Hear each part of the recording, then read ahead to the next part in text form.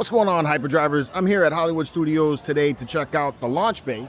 Now, this is something that's been here for a long time. Back in its height, probably just before COVID, right around 2019. It used to actually have a store that featured some Sideshow collectibles, Hot Toys, Sideshow 6-scale figures, statues, all kinds of cool stuff, as well as a museum showing off some of the props and some art. So since then, it's gone down some. They closed the store, and now they've announced recently that they're going to change it to the Magic of Animation, I think is where they're going to be making it.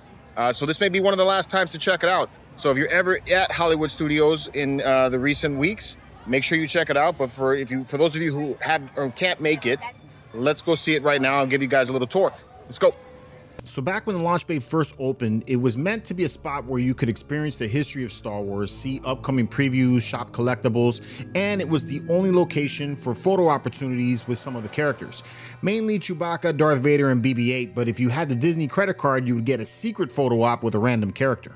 This is the area that used to be where the line wrapped around for anyone waiting to get into the theater that showed the trailers for the sequel trilogy and then eventually the previews for Galaxy's Edge.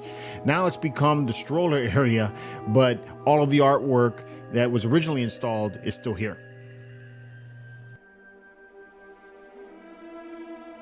I remember when I first came into this area and I thought it was just so awesome to see all of the Ralph McQuarrie art on the wall, as well as the other concept art and the original trailer posters.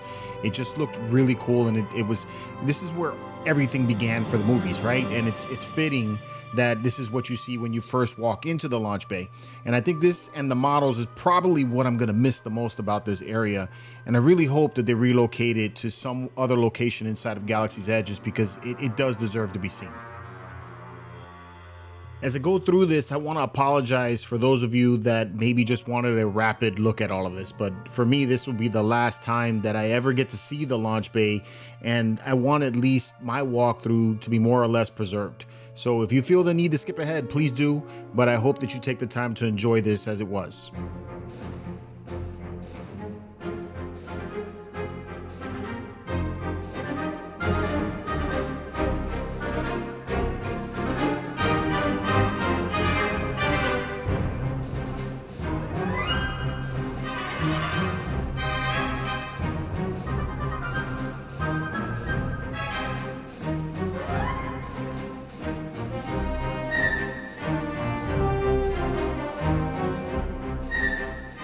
And on this side, they had every trailer poster for every one of the prequel movies and the original trilogy.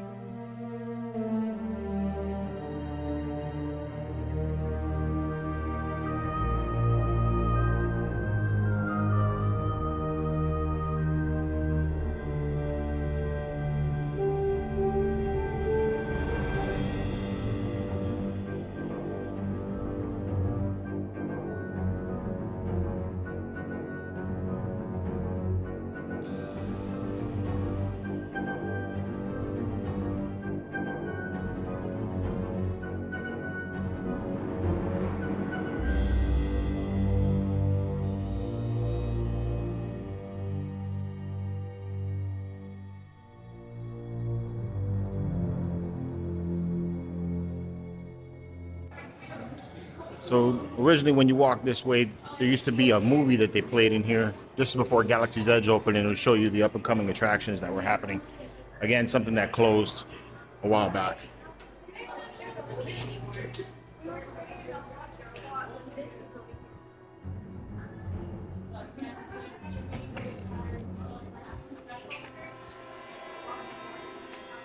Ooh, that this AC is nice.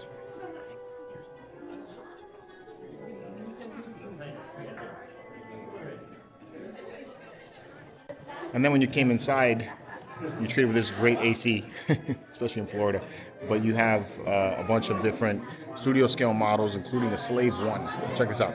This by far is my favorite part of the launch bay, and the thing that I'm absolutely going to miss the most. Seeing all of these studio models.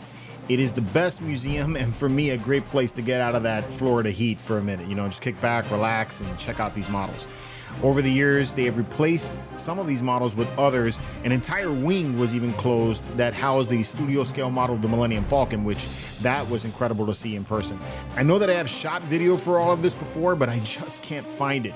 However, I was able to find photos of it that I've taken over the years, and at the end of this video I have a little slideshow if you want to take a look.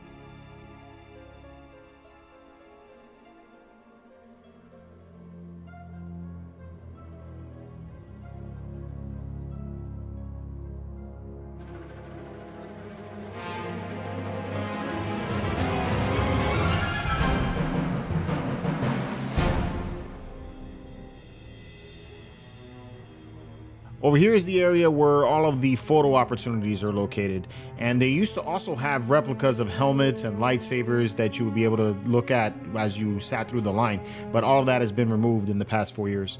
The final props that are on display in this area are Rey's speeder and the costume from Force Awakens.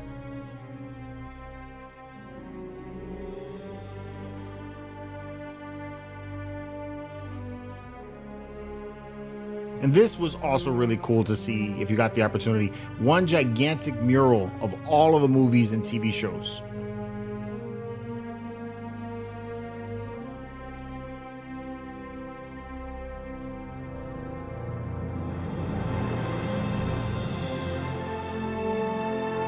And over here is the final area of the launch bay. This was the very, very first cantina that you could take a photo with before Galaxy's Edge opened, complete with a Dejarik table, and it was just a fun place to chill and get out of that Florida heat.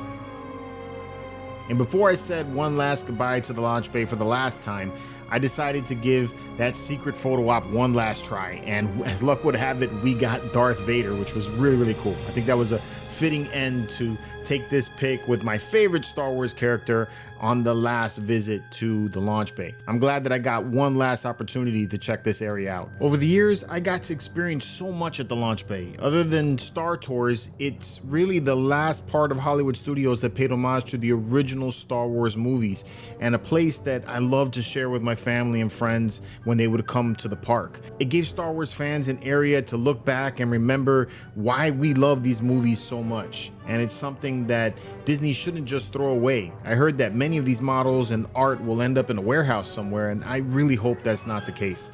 Disney should relocate this to an area in Galaxy's Edge so that we can continue to enjoy this with our kids and their kids and so on and so on. So I, for one, will miss this area greatly. How about you? Let me know in the comments, what was your favorite part of the launch bay? What did you enjoy the most?